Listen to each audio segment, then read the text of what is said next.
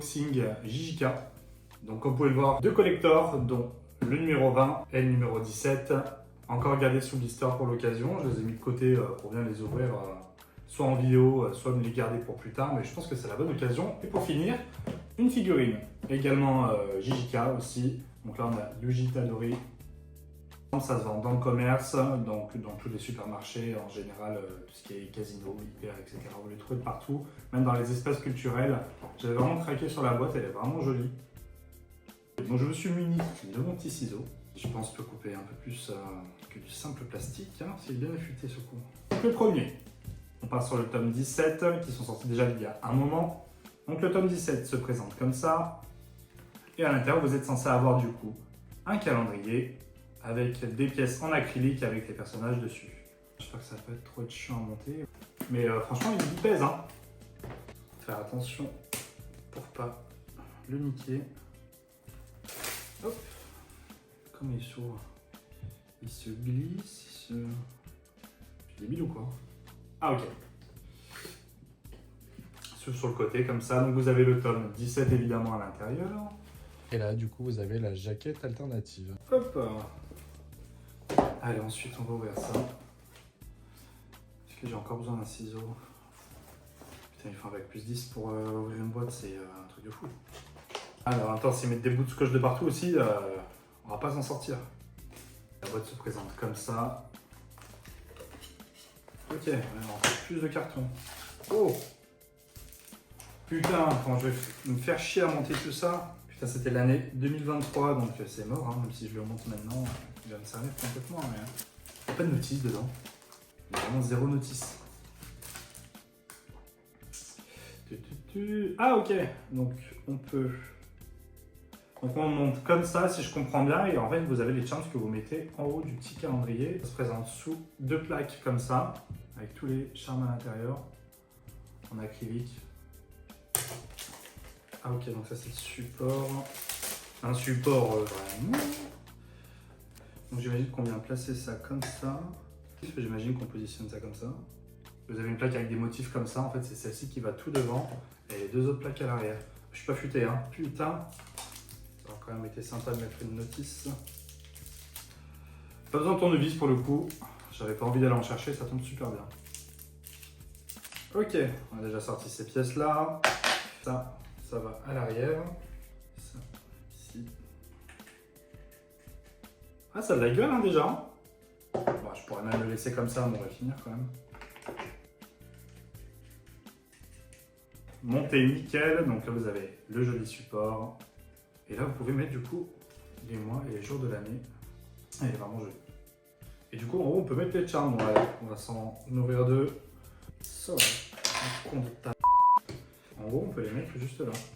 Et tac. Du coup vous avez des petits trous juste au-dessus des charms sur tous. Et c'est pour ensuite les mettre sur des petits fils comme ça qui sont fournis à l'intérieur de la boîte. Je pense que sur mes clés ça peut faire super joli. Et celui-ci était au prix de 34,90 €. Est-ce que ça les vaut? Ouais, moi franchement je dirais oui. Le support il est vraiment joli. Ouais, ça les vaut. Franchement ça les vaut, il est vraiment top. Et vous avez pas mal de personnages dedans, donc honnêtement, moi j'aime bien. Je valide. Allez, on suit avec le tome 20 en collector également. Donc celui-ci vous avez à l'intérieur un moule du doigt de Sukuna. Donc, pourquoi ils ont mis un moule et pas directement le doigt, j'en sais rien. Dans le doigt j'avais pas de mon carreau. Vous avez 13 cartes illustrées, la lisière du supplice, une épée, et vous avez le mini Mikamaru et le seau, une sorte de bande je crois. Celui-ci au prix de 37,90 € également. Présenté pareil, hein, vous avez le tome qui est ici, les canons. Canon, la jaquette alternative, et la classique c'est celui-ci, en violet. Oula, la boîte elle est vraiment belle. La boîte elle se présente comme ça. Vraiment canon. Alors à l'intérieur, encore du plastique et du plastique, truc de fou. On a un seau. Ça je pense que c'est plus dans le manga que dans l'anime, parce que dans l'anime il me semblait pas qu'on en ait déjà vu, ou peut-être que j'ai vraiment pas fait attention. C'est vraiment lourd. Donc ça c'est dans la saison 2 quand Gojo se fait enfermer à l'intérieur. Elle est vraiment canon, elle est en métal, elle est vraiment lourde. C'est un truc de fou. Choqué. Et en fait chaque œil, il y a un strass dessus. Le moule aussi en silicone. Aucun intérêt, ils auraient directement dû mettre le doigt en plastique pour la décoration, quoi, tout simplement. L'épée qui est également en métal. Tout est lourd. Bel objet aussi. Le mini Mekamaru, qu'on voit pas mal dans la saison 2, celui-là. Il n'est pas en métal, celui-ci, il est, je dirais, plutôt en bois. Et les illustrations. Vous n'entendez pas des petites cartes comme ça? Vraiment, on dirait des... C'est même pas la taille de cartes de jeu, quoi. C'est des cartes de collection, quoi. C'est vraiment histoire de rajouter un contenu à l'intérieur. Je suis pas sûr que c'est vraiment utile de collectionner ça et je trouve pas ça dingue. Et là, on va pouvoir unboxer la figurine.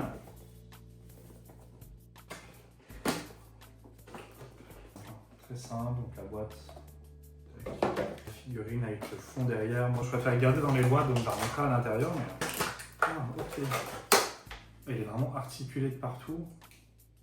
Ça, vraiment, quand t'es gosse et que tu kiffes l'animé, même si c'est pas trop un animé pour les enfants, honnêtement, hein, c'est pas conseillé pour les petits.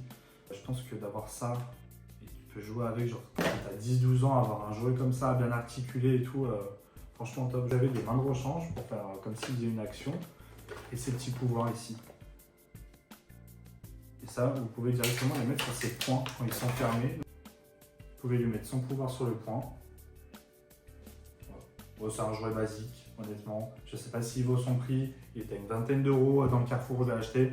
Vous avez beaucoup d'autres animés avec cette marque-là, Animé Rose, qui reprend la licence de plein d'animés. Mais encore une fois, je pense que sans intérêt, à part si c'est pour collectionner, honnêtement, jouer avec, je trouve pas ça cool. Parce que ça n'a pas l'air très solide non plus. Mais pour collectionner, je trouve le laisser dans la boîte avec le petit fond violet, là, je trouve ça vraiment plus cool. Et bon, on a terminé, c'était court mais intense, donc merci d'avoir regardé la vidéo, n'hésitez pas à liker et vous abonner, merci beaucoup, ciao bye.